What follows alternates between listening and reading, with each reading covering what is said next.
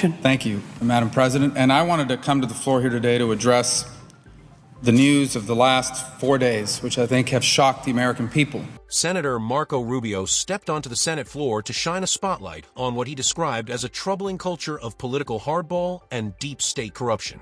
Let's roll the tape. In a series of revelations made across news agencies about the role our federal government has played in the way it's used its power to intimidate those who they believe are not doing what they want them to do. So, for example, we learned last week in testimony in the House of Representatives that there were employees of the State Department who disagreed with the direction that the way the government was handling the Benghazi situation and the word that was being put out by the State Department. They disagreed with it. They didn't like it, and they testified last week that they were made to feel threatened. That the message was sent to them very clearly from the highest levels of the State Department that they should not be talking or saying the things that they were saying. That concerned a lot of people. Unfortunately, on Friday of last week, and what I think was an attempt to bury a story, which there's no way they were going to bury this one, and so they put it out on Friday, which is notoriously known as the slowest news day of the week because it goes into the weekend and people forget it and they move on, but this one was not easy to forget. On Friday, we learned that the Internal Revenue Service had specifically targeted organizations in this country because of their political leanings and affiliation. Now, understand, this is not something new. People have been complaining about this for a couple of years.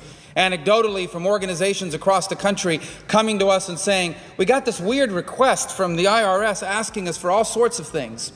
You start to hear that everywhere. And, you know, we still, I think, to some level have confidence and hope, have the best hopes for the federal government and the people that work within it. But as you start hearing that more and more, people became concerned. So members of this body wrote letters and inquired of the IRS, hey, is this going on? Are groups being targeted because they're a Tea Party or because they're a 9/12 group? Of course, the answer they gave was, no, that's just not true. That's absolutely false. Well, you know what? It wasn't false. Then the IRS said, but it was just this group of employees in Cincinnati. As it turns out, that's not true either. It was widespread. It was an effort throughout the IRS to specifically target groups because they were called Tea Party or Liberty groups or groups that were organized to defend the scope of government, groups that were critical of decisions being made by the government. This is chilling. This was discovered last Friday, and it's only gotten worse. Every day that goes on, we get more and more information in that regard. And then the revelation on Monday that the Justice Department of the United States, think about that, the chief law enforcement agency of the country, had issued this blanket search of the phone records of I think the nation's largest reporting group, the Associated Press. Now understand, if they were going after a leak that endangered America and security, that's one thing. We can have a debate about that. But they went much further than that. It was a blanket request of all these phone calls, including the switchboard. Pretty outrageous. So in the span of 4 days, 3 major revelations about the use of government power to intimidate those who are doing things that the government doesn't like. These are the tactics of the third world. These are the tactics of places that don't have the freedoms and the independence that we have here in this country. And it is shocking to Americans that this would come to light in the way that it has. I would submit to you, however, that none of this is new. The senator raises a deeply troubling question. Was the IRS targeting organizations because of their political beliefs? For years, groups across the country had reportedly raised concerns about unusual requests and excessive scrutiny from the agency. At first, those concerns were dismissed. Officials denied that political organizations were being targeted. But according to the senator, the evidence eventually pointed in another direction. He argued that the problem was not limited to a few employees in Cincinnati. Instead, he described it as a much broader effort involving organizations associated with the Tea Party, Liberty groups, and Americans who openly criticized government policy. And then the situation became even more serious. At around 2:42, the senator turned to the Justice Department and its sweeping request for phone records involving the Associated Press. He acknowledged that investigating a genuine threat to national security would be one thing, but he argued that this went much further. Within just a few days, he said Americans were confronted with multiple revelations involving the use of government power against organizations and individuals engaged in activities the government allegedly disliked. And that, he warned, was not just another political dispute. It was the beginning of a much bigger story. Culture a culture of intimidation, of hardball politics that we saw both on the campaign trail and now through the apparatus of government. I don't have enough time in 10 or 15 minutes in morning business to cite them all, but I will cite a few that have already been discussed. Let me tell you about the case of a gentleman named Frank Vandersloot. He was a couple of things. Mr. Vandersloot was the national co-chair of Mitt Romney's presidential campaign. He was also a major donor to a super PAC that was supportive of Governor Romney's campaign. In April of 2012, President Obama's re-election campaign posted on a web a list of 8, quote, wealthy individuals with less than reputable records who were contributing to Mitt Romney. It was a series called Behind the Curtain, a brief history of Romney donors. It described Mr. Vandersloot as litigious, combative, and a bitter foe for the gay rights movement. Well, curiously enough, within a few weeks, Mr. Vandersloot was the subject of not just one, but 2 IRS audits. One for his personal life, one for his business. Coincidence? Maybe we should find out through an investigation. Then we get word of something else. This is even more, well, just equally outrageous. And that's the case of this organization called ProPublica, which was mentioned here a moment ago in relation to another discussion that was had. Now, I want to get the facts exactly right about this, but basically, as it turns out, the IRS, someone in the IRS, released 9 pending confidential applications of conservative groups to this so-called investigative reporting agency, this so-called not-for-profit impartial. We can have that debate later, but I don't want to be guilty of doing to the donors to that group of what the Obama campaign did to the donors of Mr. Romney. But let me just say that in response, they sent out information that was confidential, that was not public, illegally. They leaked from the IRS information on 9 of these groups that was then reported on by this organization, which admitted that it came from the IRS. The senator delivers the central argument of his speech. This was not simply a collection of isolated incidents. He described what he believed was a growing culture of intimidation and hardball politics. Then he introduced the case of Frank Vandersloot. Vandersloot had served as a national co-chair of Mitt Romney's presidential campaign and was also a major donor supporting Romney's campaign. After being publicly identified as a Romney supporter, Vandersloot reportedly became the subject of 2 IRS audits, one involving his personal affairs and another involving his business. The senator stopped short of declaring the audits politically motivated. Instead, he asked the question that immediately demands attention. Was it a coincidence, or does it deserve a serious investigation? Then came another allegation. The senator discussed confidential applications from conservative organizations that were reportedly disclosed and later reported by ProPublica. Again, the broader issue was not simply one agency or one incident. The senator argued that these cases were evidence of something much more dangerous, government institutions potentially being pulled into political battles. And if that happens, the consequences can reach far beyond Washington. They can affect every citizen who wants to speak, organize, donate, or challenge those in power. Coincidence? It doesn't end there, by the way. This is not just limited to the IRS. This is a culture of intimidation, a willingness to play hardball politics against your political opponents. Let's not forget the case in South Carolina of Boeing, who decided to relocate, as any business has a right to do. In the United States of America, a business should have the right to locate its operations in any state it wants. Well, when Boeing decided to relocate from Washington State to South Carolina, the NLRB came after them in a complaint, which they claimed was on the merits, but it was very straightforward. They were going after them because the union in Washington State was upset about the move. And in fact, the case was dropped partially because of political pressure, but interestingly enough, the effort was only abandoned after they negotiated a contract deal with the union. Now, listen, I can be up here all day, and I intend to keep coming back to the floor and citing examples of this. But the point is, we have going on now is a culture of hardball politics and intimidation, which is unacceptable and should be chilling to every member of this body, Republican and Democrat. This is unacceptable behavior. But this is what you get when an administration is all about politics. This administration is a 365-day-a-year, year-round political campaign. Every issue is a political campaign. Leading up to the election, and even now, every issue is a wedge. Few times in the history of this country Has anyone used this office to drive more wedges among the American people than this president and this administration? And so, yes, this is the culture that's been created. They're bad and we're good. Our enemies are bad people. The people who disagree with us on policy are bad people. You don't support us on guns, you don't care about children and families. You don't support some measure against religious liberty, you're waging a war on women.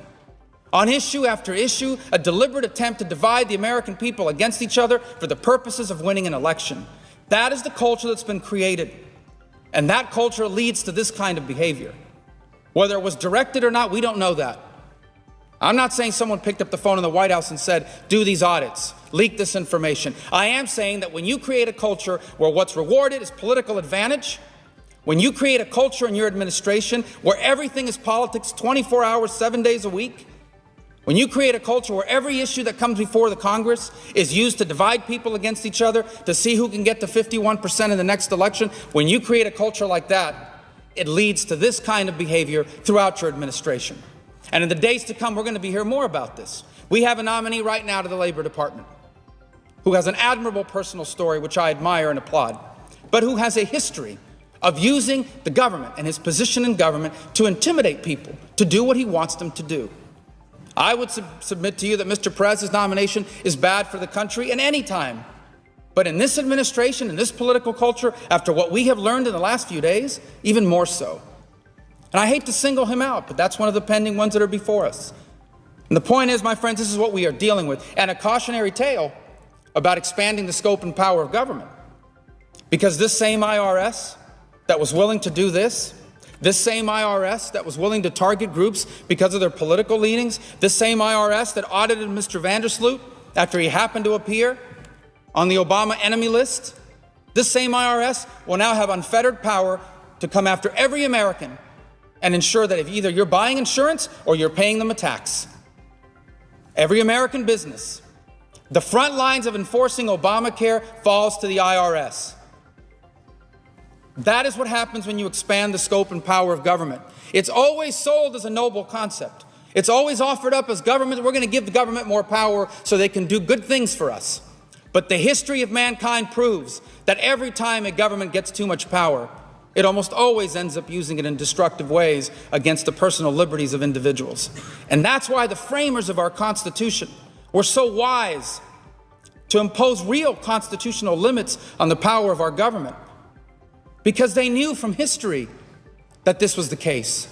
That's why our Constitution says that unless government at the federal level is specifically given a power, it doesn't have it. The senator makes his position even clearer. He argues that the problem extends beyond the IRS.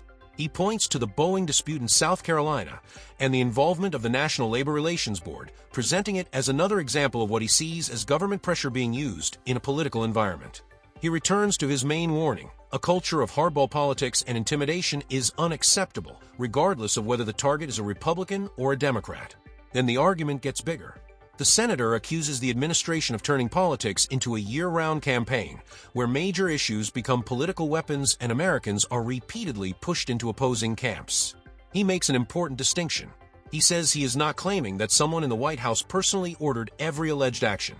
Instead, his argument is about the culture created when political advantage becomes the priority.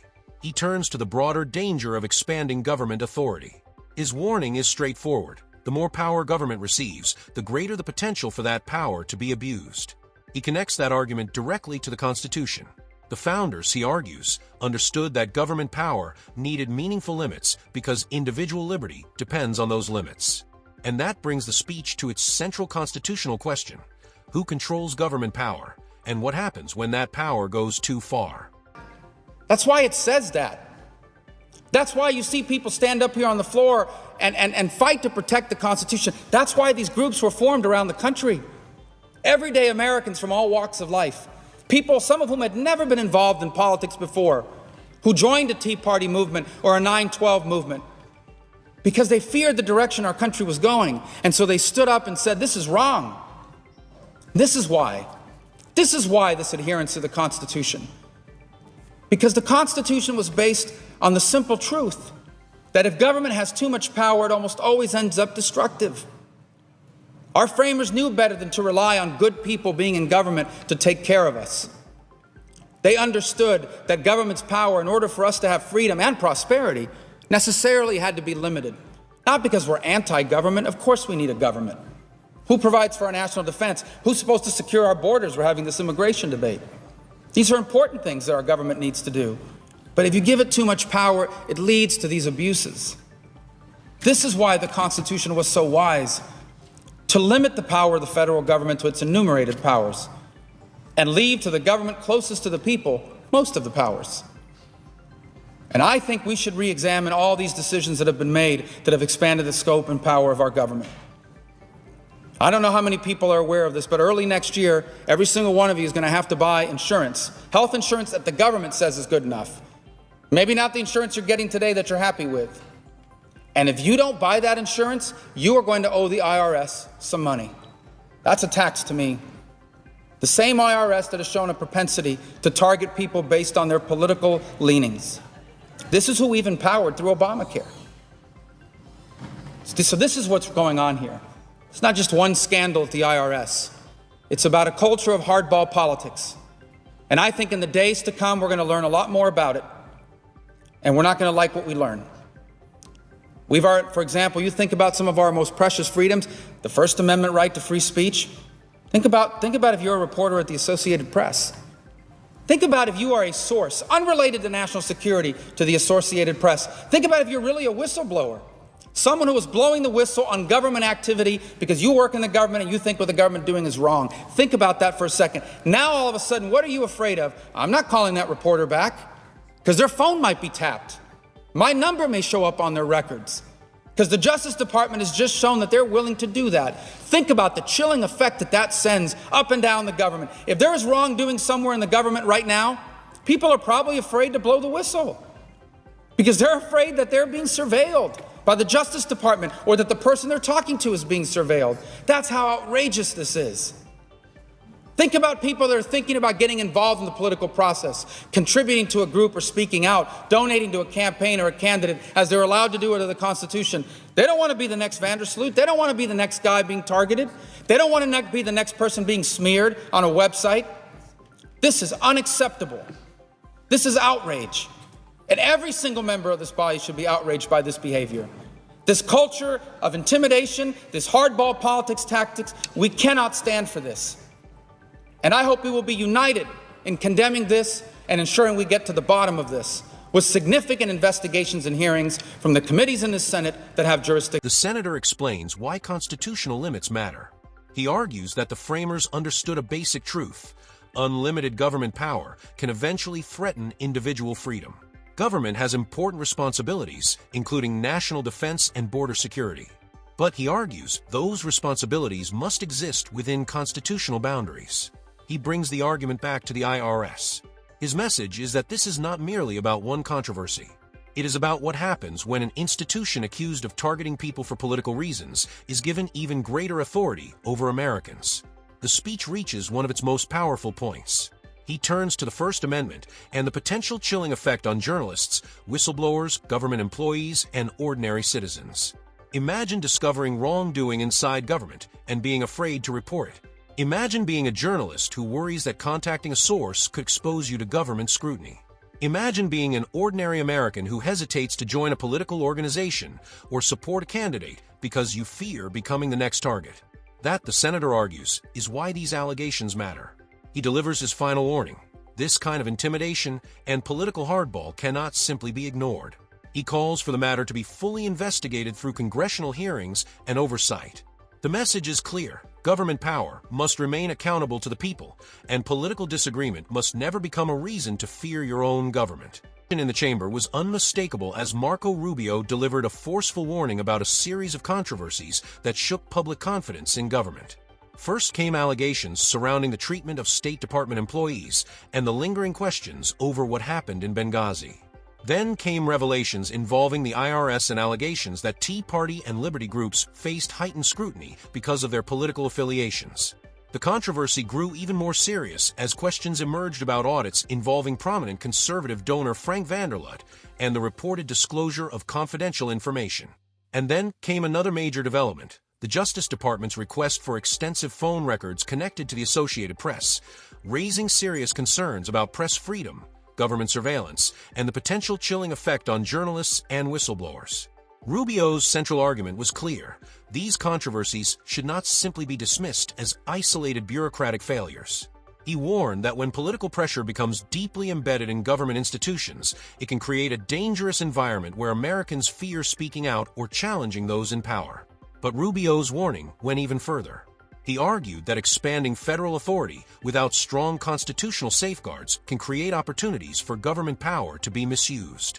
His message was rooted in a fundamental principle. The Constitution places limits on federal authority precisely because those limits protect individual liberty. The framers understood that no administration, regardless of political party, should be trusted with unlimited power. That's why constitutional restraints, congressional oversight, transparency, and accountability matter. Rubio reminded the Senate that defending those principles is not simply a partisan issue. It is about protecting the rights of Americans to speak freely, participate in politics, challenge government decisions, and hold public officials accountable. If you believe strong oversight, constitutional limits, and individual liberty still matter, make sure to subscribe for more political analysis. What do you think about Rubio's warning about government power and political accountability? Share your thoughts in the comments, hit the like button, and I'll see you in the next video.